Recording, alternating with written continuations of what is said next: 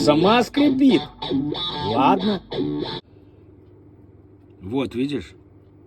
Тут я думаю пока. Пока я думаю только черной работы. Я прочистил все. Скрип остался.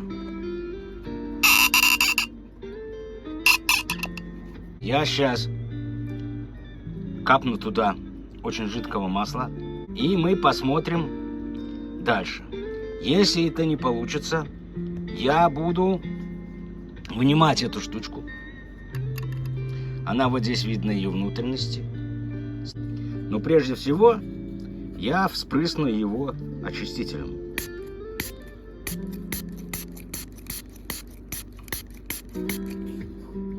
Я видел, ты тут намазал солидолом. Это плохая идея. Не поможет солидол. Будет грязниться, будет набираться пыль и грязь. Вот это масло, смазка. Это супер фирменная смазка для медицинского оборудования. Мы сейчас туда немножко нальем. Пока только сюда, вот на этот вот штырь.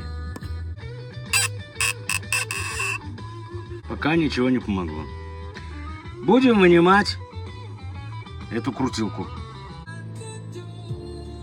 Так, сейчас мы ее открутим и вынимем потихонечку. Вот так. Я так и знал, что это не штучка.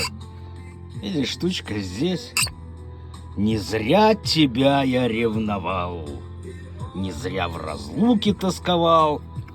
Я так и знал. Вот так. Дальше будем делать педаль. Тут очень много мусора. Эх, пидорас ты! Бля, заблокировали видео из-за маленького кусочка «Отель Калифорния». Дискриминация, скоты, бля. Пришлось сделать еще раз. Ну да ладно. Ларчик-то просто открывался. Вон, видишь? Штырь вот этот ходит на пружине. Вот, пружинка его держит, он на ней ходит. А оба из металла, и пружина, и штырь.